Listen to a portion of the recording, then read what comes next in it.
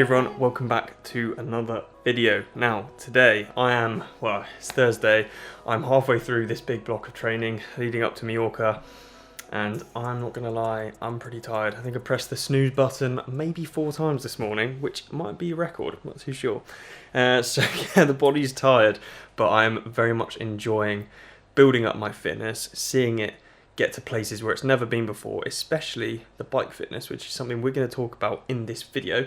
I'm actually really excited about the bike fitness and just riding my bike in incredible weather as we've got today. However, I am on the turbo today, as you will have seen, because I just want to control the numbers, and it's very easy to control the numbers on the turbo, so it makes sense. New bit of kit on the bike. I've got this thing, which is the Profile Design rear bottle mount system thing. Slots into the seat post. If you've got a 10mm hole in your seat post, you can have one of these, and it's pretty solid. It seems all right. I had to tighten it up on my ride yesterday because the bottle was moving about quite a bit, but other than that, the only other thing, I don't know if you can see it from this angle, but it holds the bottle at a slightly weird angle. I've tried to mess around with it, doesn't quite work, so it does look a bit weird, but it's probably the best solution for this type of seat post. Keeps it out of the wind. You can have, well, you could get a litre bottle behind there, which is probably what I use for the Ironman, and then I've got my 500ml there and my 500ml there, so those are the 3 points that I will be using for my race nutrition and hydration. I will talk about my nutrition and hydration strategy in a future video, but anyway, let's crack on with this session because I need to get it done before going to the pool. Lydia's just come home from the shop as I'm about to start my set, so this might not be the best time to eat a donut, but... Oh, no jam in that bite. I'll have to have another one. I got 2.5 minutes in my set, this probably isn't a good idea. No.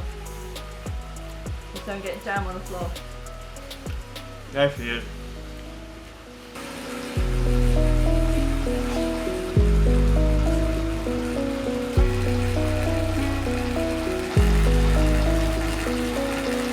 That was a good session, just some zone 3 efforts in there, about 45 minutes worth of zone 3 work, so nothing too crazy, just getting the legs moving, doing a bit of like tempo-ish effort on the bike. Feeling really good, holding really good position, holding good power at the minute. So the numbers are really confidence inducing.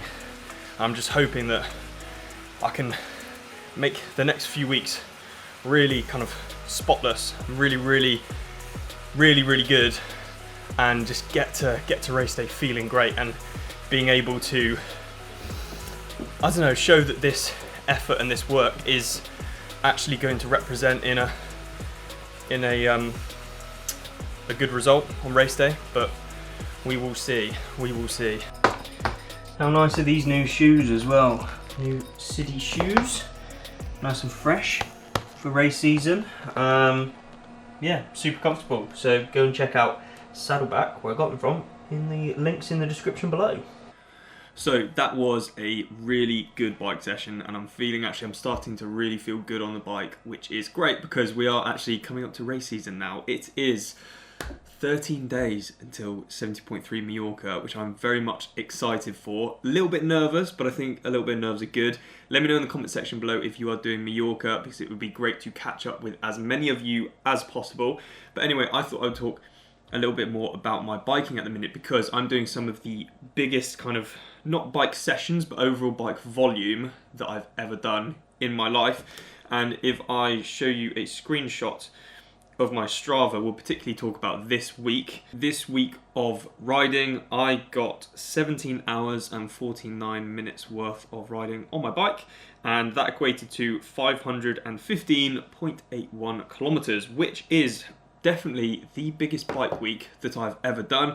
And previous to that, last week I got over 500, and then kind of each block I've been increasing it incrementally, slowly, being able to push more into that ability to kind of deal with more aerobic volume and capacity on the bike, and that's really helping me. And it's honestly showing in my sessions. I'm able to kind of go a lot harder for a lot longer, and I just feel fantastic over swim, bike and run as well because of the overall bike volume, which is really exciting. So what I thought I'd do is actually dive a little bit further into that and show you guys what the riding is like. So I will record my screen now. This is my training peaks for this week.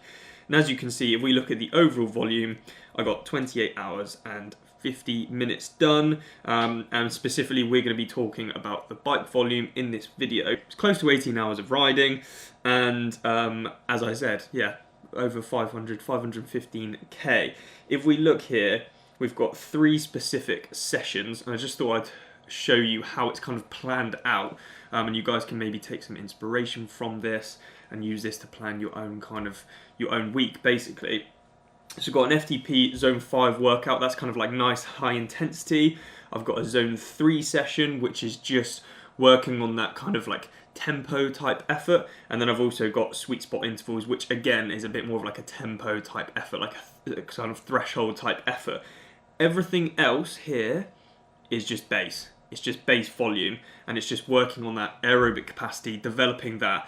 Having those 3 interval sessions a week, those are the kind of priority, those are the key sessions, and then everything else around that helps out with, like I said, building that aerobic base, working on the active recovery. So that's what the week looks like as a whole, and I've done a few of these bigger weeks of training as I've mentioned in previous videos. So as mentioned, I've got 13 days until race day, 10 days until we're flying out to Mallorca, so really, really exciting, and I'm really hoping that this bigger volume on the bike will help transfer to more ability on the bike when I'm racing. I found that actually the last few seasons I've been not frustrated with my ability on the bike, but I know that if I was a bit stronger on the bike, the race could have planned out so differently. So that's been a real focus for me over the last months and since the off season last year, is really to just get strong on the bike. And it's nice to see that work is starting to kind of show itself, and there's good numbers in training, but also at the same time the numbers in training might not necessarily equate to a good race result. So I want to hopefully have a positive race result, which will kind of be positive inducing for the training that I'm doing as well, and it'll show that actually the numbers are there and the numbers are good, and it's not just bullshit basically. So I'm really hoping for a good result in Mallorca, but regardless, it'll be really, really good fun to just be out there racing. I feel like I'm in a completely different position now, and the training that I'm doing now is really focused around getting stronger on the bike, and I'm actually finding that the more riding that I'm doing has a more positive transfer over to the running as well. And you might have heard this before. Riding has, like I said, positive transfer to running, but it doesn't work the other way round. Running, actually, if you do more of it, has a negative transfer over to riding. So what I'm finding is I'm actually running same, if not slightly less. Like I'm only running sort of 60 to 75k a week, which is not as much as a lot of guys out there. However, I'm really trying to ride sort of 450 to hopefully like towards 550k a week, which is not only making me nice and strong on the bike, but actually has that positive transfer over to the run, is making me strong on the run as well. So I'm really hoping that it will not only mean I'm strong on the bike in Mallorca, but fingers crossed I have a good run off the bike as well, which will be amazing. So it's really, really exciting.